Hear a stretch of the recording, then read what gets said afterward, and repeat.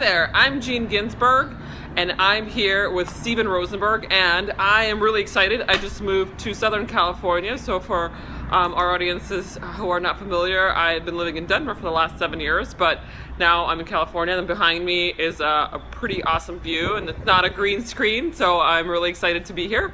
And I wanted to see how you're doing, Steven. What's been going on? I'm doing amazing. It's a beautiful background, by the way. I'm really glad that you've gotten through your move. I also recently moved to Austin, Texas. I don't have as cool of a background as Gene does today, but I'm obviously going to have to there. You're going to get there. It's amazing on the other side. It's just this side, not so much.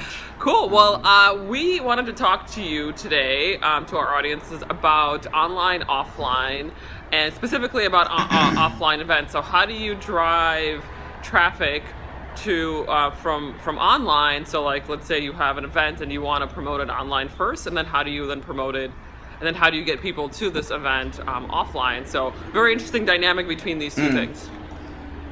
Yeah, actually, if you don't mind, I'd like to take this one a little bit. I have a client that I'm working with that's kind of dealing with this situation. So to me, I'm thinking about it all in terms of getting people into your funnel. How do you get people into your funnel? And so this company is in the home business, remodeling, things of that nature. And so they're talking to me about their Facebook and all these other things that they're doing and how certain things fail. And I said, well, that's because you're not adding value first.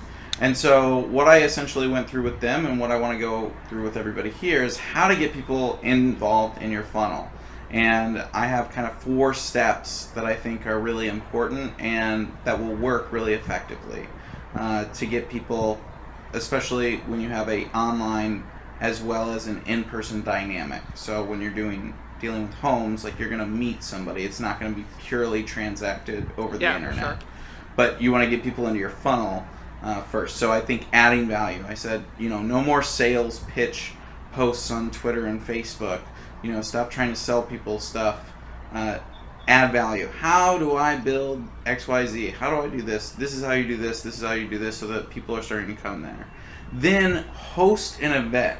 Invite people for a free event that you're hosting. And it shouldn't be because they said they tried this and they said, well, we were trying to get people to sign up for this thing. And I said, well, that's why it failed, is because you're trying to get people to sign up and spend money.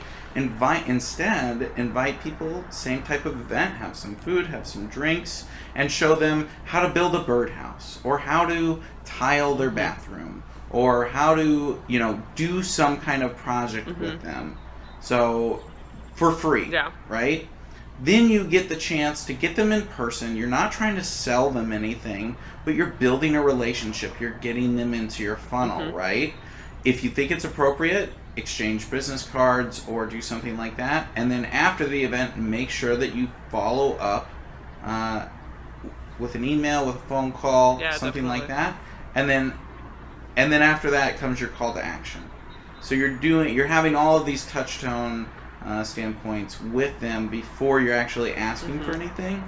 And the reason I know this is going to be most effective for the majority of people is because doing something for free like that, inviting them into your house or your business, providing them with free food and drinks, and then taking your time to show them how to do something of value, whether it's building a birdhouse or doing something like that, they're going to be subconsciously guilted into wanting to spend money with you. It's totally true. I mean, this is what we do, and this is what I do with our agency. I mean, and that's what I think a lot of people do, is like, you have to bring in people first and provide value first. Like, don't ask them for a sale. Like, the one example I always use is like, let's say you're at a party and you're just like talking to people, and you're not gonna start, you find someone new and you start talking to them and you're like, hey, how's it going? I'm Gene, and you're not gonna like go right into like, hey, do you want to buy my digital marketing services because I'm awesome and I'm great? Like, no, like you're gonna talk about just current events, you're going to talk about the news, you're going to talk about like a movie you saw recently. You're just going to get to know the person first.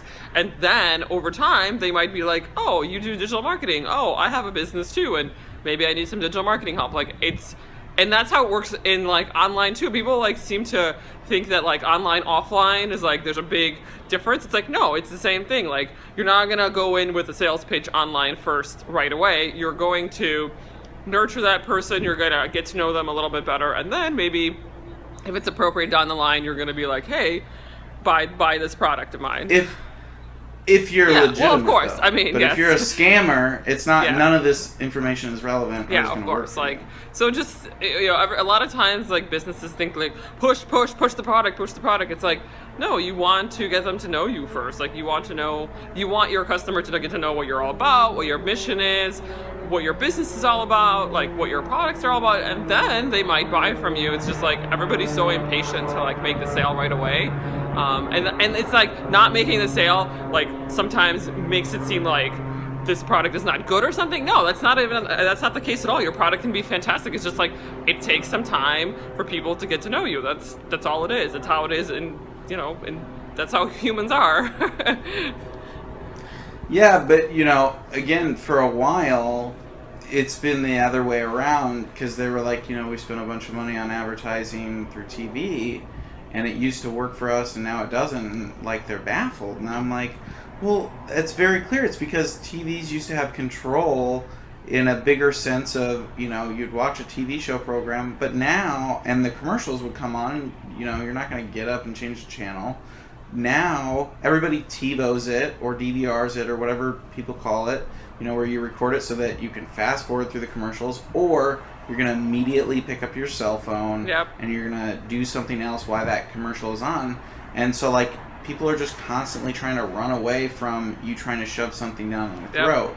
And so instead, I think you have to reverse engineer it and, like, sort of drift them into you, but not be too forceful. And that's why it used to work, but it doesn't work that way anymore. Totally agreed, yeah. Yeah, it's just, I think things have changed, especially, like, now that online has, of course, been like a huge part of our life in the last 20 years. And maybe in the beginning it might have been like, yeah, you can run a banner ad and people will buy your thing like, you know, 24/7. It's you know, people have become desensitized to the way online marketing has been for the last, you know, 10, 15 years. And so now it's much more of a nurture play versus just like, buy my product. Yeah. But yeah. I mean, with everything, you want to add value first. Like, you don't want to just ask for the sale right away. You want to add value. Yeah. So I'd love to hear from our audience, you know, what kind of value have you added to a client? Has it worked? I'd love to hear success stories or failure stories or a problem for us to solve on the next episode. That would be very interesting. Yeah. Like, for example, I'm excited to share this. I started doing a jiu-jitsu class. That's awesome. I didn't know that. You didn't tell me, Steven. I just did it yesterday for the first time awesome. ever. And so I think I'm going to join this gym, and it's really interesting. But you know, this guy opened up this dojo, and I can tell he's not like super social media savvy or anything. And so I'm like thinking of ways that I can like help him. You know, how do you tell? Because there's a lot of jiu-jitsu places around Austin. You know, how do I know that this is the best one? Well, like, unless you're going to drive to all of them, which no one would, you're going to go on Google, you're going to look it up, and things like that. But, yeah, I just think it's interesting looking at some different business models, and I'm really pumped about getting into this jiu-jitsu thing. I got my ass kicked last night, and it was great. Want to hear all about it. I'm sure our audiences want to hear all about it, too. So every time we do a video or, you know, you're going to have to keep us updated and let us know how things are going with jiu-jitsu. For sure. Yeah. Cool. Well, thanks so much. All right, yeah, Steven. It was great to hear your experiences with online, offline, and events because, a lot of times not everything is going to be online, right? Like, we talk, of course, about digital here all the time, but like part of it is you're gonna have offline events, you're gonna have offline, you know, products or whatnot that you can't just like sell online. So yeah, it's good to hear about how both interact with each other. So thank you very much. Thanks for watching our VCast. Yeah, though. Great. Everybody have a great rest of the day. See you guys. Thanks so much for watching. We hope you'll continue to get involved and join us as we help you find success in your entrepreneurial journey. Please follow, like, and share with others who will find this beneficial. We'll see you on the next episode of Marketing Success in Under 10 Minutes with Stephen and Jean.